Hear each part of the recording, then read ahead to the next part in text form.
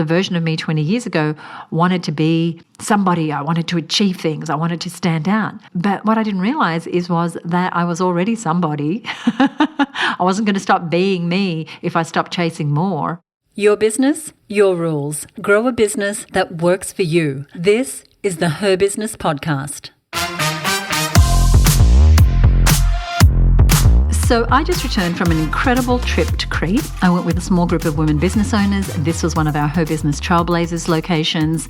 And each year we take women business owners to locations around the globe where they can have business conversations away from the day-to-day. They can refocus. They can look at what they want next in their life and business. And it was fabulous. We were in Greece after all, so there was turquoise seas.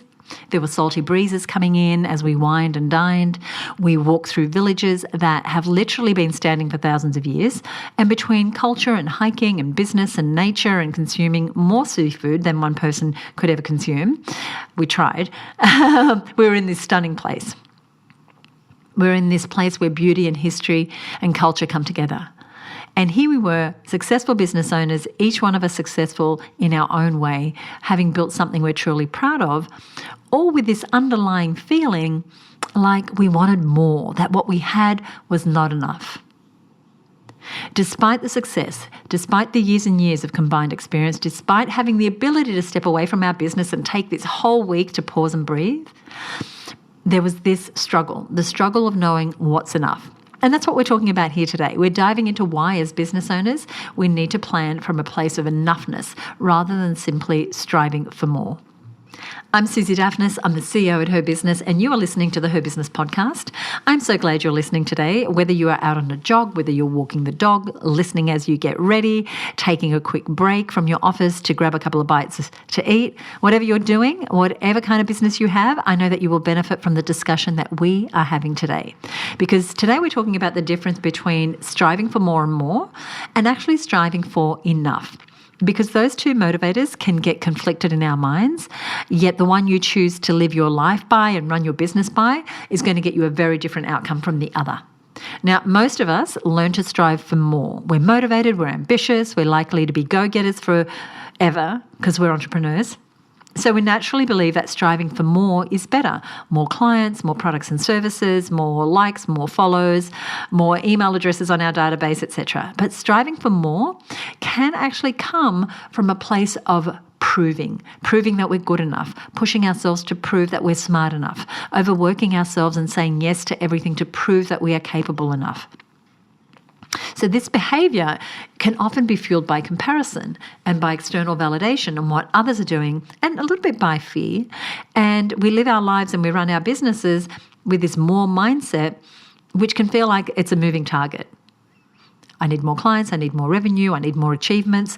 And no matter how many of those you reach, and you will likely reach them, it doesn't always feel satisfying because there is always more. There's always another goal or achievement or higher revenue number that we could be hitting. There's always some hurdle that we could jump over just to prove ourselves more.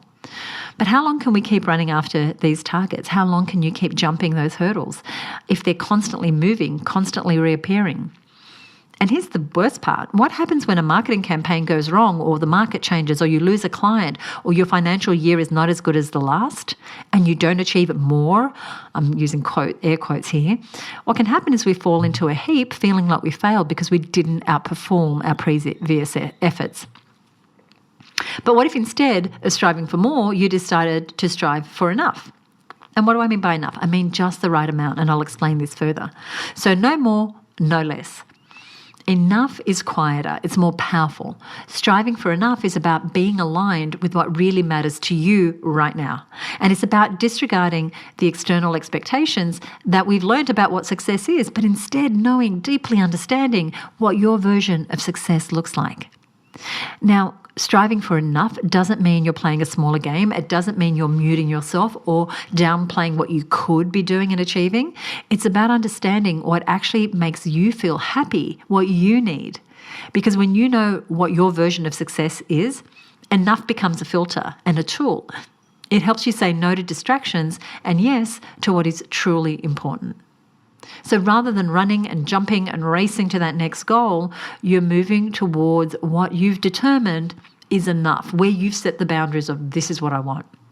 And what happens is you feel more peace, you have more confidence in your decisions, and most importantly, you have more joy in your day-to-day. And that is the difference between the business owner who is striving for more and more and more to feel successful versus the business owner who is striving for what they've determined is enough. And I've played in both camps. 20 years ago, I was all about more. In my 30s, I was on a mission to prove myself. I wanted to be respected. I wanted to make more money than I could have ever imagined. I wanted to be somebody. So I chased what I thought success was. I said yes to everything. I pushed myself to the limit. I ran, I jumped, I achieved a lot. But was I also exhausted? Was I also not having fun along the way sometimes? Was I also caught up in thinking that the next financial milestone, if I could just get there, or the next award, if I could just win it, would bring me joy? Yes, I was. Now, I don't want to downplay what we created. I'm proud of what I did, and I often had a great time doing it. But I was coming from this place of thinking I needed year on year, campaign on campaign, to do more. And over time, I've realized that I wasn't fulfilled by always doing more, but I was fulfilled by doing the right things. So I didn't need to have more and more and more offers. I didn't need more and more clients. I didn't need more and more people on my database. I needed to be doing the right things, the things that were right for me. And I discovered that certain things lit me up. Other things dragged me down. And I finally understood that I felt more fulfilled when I was actually making an impact, when I was actually making a difference to someone else. And I told you just a minute ago that the version of me 20 years ago wanted to be somebody. I wanted to achieve things. I wanted to stand out. But what I didn't realize was that I was already somebody. I wasn't going to stop being me if I stopped chasing more, if I made different decisions, and neither will you. And what I find when I'm talking about enoughness with women business owners is that we can associate enough with settling, because that's kind of the cultural context of the word enough. It can indicate lack of or somehow be negative. But knowing what enough is doesn't mean you're getting the consolation prize. So we have to reframe this thinking. Not only is it okay to have enough, but it's powerful. It's a statement that you have set clarity around your boundaries. And striving for enough doesn't mean you are striving for less than. It means being connected to what truly matters to you and making decisions that support your version of a good life. That's where your peace lives. That is where your creativity has the space to flow. That is where you stop living by someone else's expectations and definitions. So today, as you are jogging or eating lunch or getting ready for your day, wherever you are right now, ask yourself where the idea that you have to do more, be more, have more comes from. Where does that come from for you? Now, I know that we are all told at a young age to strive to be our best, to achieve, to be excellent in school, to tick the boxes, to be helpful and capable and kind and generous and responsible. And we become an adult and we take those expectations into our businesses. Scale faster, grow your audience bigger. Are you showing up enough? Are you visible enough? You feel tired? Well, too bad, because you just have to work harder if you want to keep up to your peers. And then as women, we have these added layers of the pressure to strive for more in business without dropping any other balls. Be a great leader, be a great boss, be a great marketer, but also be a great partner and a great mum and a daughter and a great sister and a great friend. And it's exhausting. More becomes our default in every aspect of life. It's just baked into our culture. So the idea of slowing down or determining what enough is, it can feel risky. It can feel like defeat. But the truth is, the pace that we have expected of ourselves just isn't sustainable. I'm seeing that every day as women are coming to me saying, Susie, I am on my edge. I don't know what to do. I'm just getting burnt out and I'm not loving my business anymore. And that is impacting my life. So that space is not when we do our best work. I don't know about you, but my best ideas didn't happen when I was going full tilt, pushing myself past my limits. They happened when I paused and I was so still that I could actually hear my desires. They happened when I was rested enough to feel creative. They happened when I felt inspired. They happened when I was feeling joy and happiness. So check in with yourself. That's what I make myself do regularly. I ask myself, is what I'm doing aligned? Is this product or service right? Is this type of client right for me? Is this schedule right for me? Is this new event that I want to run right for me? Is this sustainable? Is this enough? And because of those check-ins, I feel clearer and calmer and more connected to my values than I ever have. I feel more successful now, even though if you were looking from the outside in, you'd think, she's doing less. Because I am meeting the criteria of success on my terms. Now, I know that can be difficult to do. I totally get it. Because we have been trained to outperform ourselves from year on year. You made 500,000 last year, you better top that this year. You made 2 million this year, you better do better next year. You got how many people into your promotion? Great. Well, the next time, surely you're going to go for doing better. And so it can feel a little guilty when we finally decide to play by our rules. But hey, the tagline of this show is our tagline for a reason. The tagline is your business, your rules. This is your business. You get to play by your rules. So let's get into how do we do that? How do we shift from a default following the crowd setting of more to striving what is enough for us? So I'm going to give you some questions. I'm going to put these in the show notes. So if you don't have somewhere to write right now or type into right now, don't worry. They'll be on the show notes page and I'll give you the details later. But let me give you the questions. What do you want to feel more of next year? So we are ending 2025. So this is a perfect time to ask yourself, what do you want to feel more of next year? Not do more of, feel more of. Next question, what does spaciousness look like in your work and in your life? Where could you do less but go deeper? And how might that look in your business to actually do less? Maybe you do fewer campaigns. Maybe you work with fewer clients. Maybe you do fewer social posts, right? Maybe you deliver less, but you go deeper. Maybe you have fewer offers. And what does an ideal day, week, a month look like for you? And what would a really good year, a year that honours your values, the person you've become, the life you want, what does that look like? And as you're thinking about what the ideal day, week, month, year looks like, remember to write down what it doesn't look like, because I bet that's going to give you some clues too. These are the questions I'm asking myself as well as I go into 2026, and I encourage you to answer them too. They are going to help me resist the pull to overload my calendar or to chase goals that aren't truly mine, that aren't aligned. My goals last year, they're not going to be my goals next year. I've changed, things have changed. I want to do things differently. It's not going to be a cut and paste. But as well as asking and answering these questions, there is a second step.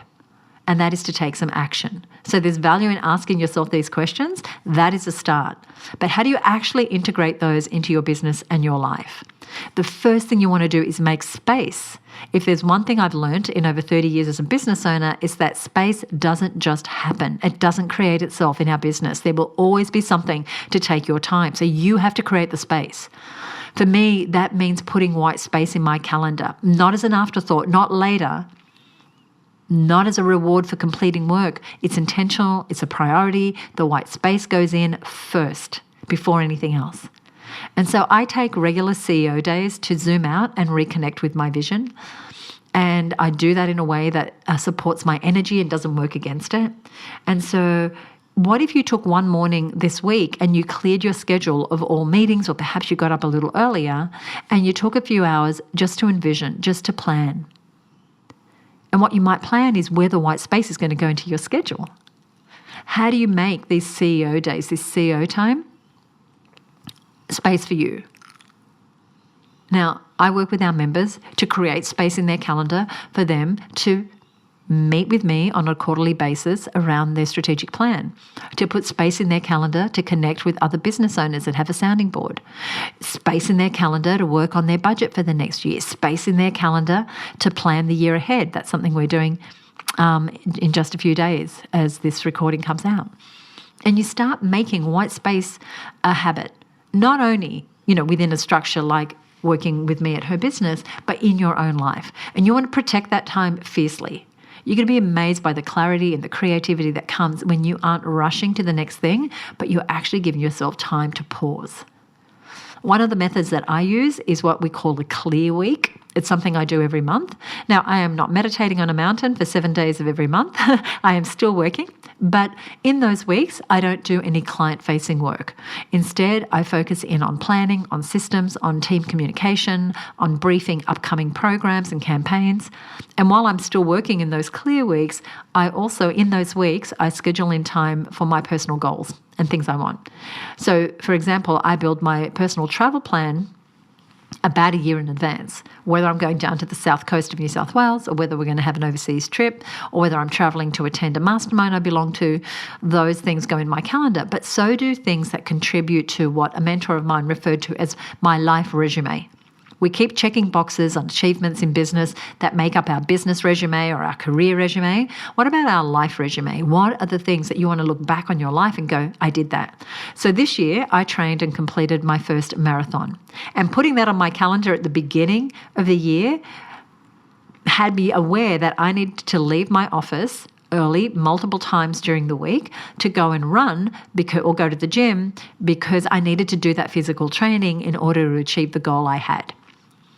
In 2026, I'm putting another physical event, an endurance hike, on my schedule because I want that to be part of my life resume. And what I know is by mapping that out, I know that the training that I'm going to have to do in order to be successful at that event is going to require me to spend some time out of the office during the week to train. So physical goals like these work for me, but for you it could be an artistic goal or it could be some other creative goal. Remember, everything that we're doing away from our computer impacts our business. These creative endeavors, whether you want to go salsa dancing or whether you want to go to yoga or whether you want to learn another language or whether you want to learn macrame or whether you want to do a degree in after hours, all that is going to require you to have the space to do that. And so I want you to put that into your calendar now. So think about what's going to bring you joy that has nothing to do with business. Because as I said, those external hobbies and goals, they are intertwined with your business. Everything I did to prepare for the marathon, the grit, the consistency, the training, the relying on a team and asking for support, all that fed right into my business and my effectiveness as a business owner. So what is going to support you?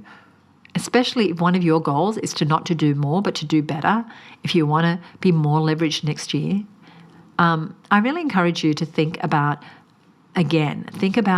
enough as not being opposite to being ambitious. Because I know that you're ambitious, you're a business owner. I bet you pride yourself on being ambitious. I know I do. And here's what I want you to know. Choosing enough, choosing what your time and space looks like doesn't mean you're not ambitious. It means that your ambition is focused, it's honed.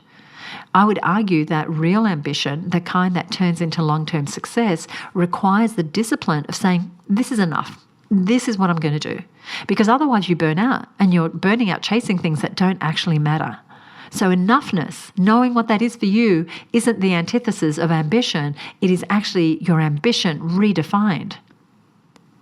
And it allows you to delineate between what is worth your time and what is not. So I want you to answer one more question. I'm full of questions today. What does enough look like for me right now in business and life? In how I spend my time? That's going to help you identify what am I doing too much of? Where could I actually let go? Remember, you are defining your version of success. And remember what it feels like to strive for more versus what it feels like to strive for enough. Enough being just the right amount of everything that you wish for yourself. Not coming from a point of lack, coming from a point of being really decisive. Knowing who you are now, knowing what you want. It doesn't mean you can't continue to grow and push and improve. It just means that you are choosing to grow and improve in the direction that is right for you. And in this episode, my goal has been to talk about really the heart of this idea of enoughness, about deciding to change how you view success. But next week, we're going to get into the logistics, the specifics. Next week, I'll be releasing an episode about how you can actually plan your 2026 around this concept. And we're going to get into the details of how you can organize your campaign, your marketing, your team, your offers in a way that aligns with your goals, breaking it down from the whole year to what you might do in any quarter to what projects you might work on, etc. So I hope you'll tune in next week for the more practical side of this conversation. And remember, the questions I asked earlier, we're going to outline those over on our show notes page, and you'll find that over at herbusiness.com/334. Now, of course, as I said, we're doing this sort of work inside of the Her Business community all the time. So if you feel like this is something that you want more attention on in the new year, then head on over to herbusinessnetwork.com and get the details for joining us. Now, one of our members has got a really interesting business. It's a family-owned business called Black Garlic & Co. They're in West Australia, and they use black garlic, which is made from organic garlic from the Margaret River, to make these beautiful premium black garlic products, and all of their products use incredible ingredients, and where possible they source them from local producers. They're a multi-award winning small business. Now, she recently listened, her name is Dion, sorry Dion, I should say your name. And she recently listened to an episode that I did with my friend Susan Bradley. And the episode was called Want More Sales? Do These 3 Things Every Month. And Deanna listened to it. She didn't just listen to it. She said this. She said, love this podcast. Thank you so much for doing it with Susan Bradley. I'm going to make my hubby Julian listen to it. Exactly what I needed. So Dion, I hope hubby Julian listened to it and that you were both able to take something away. And it is a great episode. If you haven't listened to it, if you're new to the show, I'm going to put a link to that in the show notes as well. And if you enjoyed this episode, do me a favour, leave us a rating or a review on Apple Podcasts or wherever you listen to the show, or you can send us a direct message on Instagram or anywhere you see us on the socials to tell us that you enjoyed this episode or that you enjoyed the show. Now, once again, on our website at herbusiness.com/334, you're going to find a summary of today's episodes, links to resources we've discussed, and the questions that I asked you earlier. And if you're new to the show, be sure to hit follow or subscribe wherever you're listening so that you get next week's episode. Hey, join me next time right here on the Her Business podcast. Thank you so much for listening. Bye for now.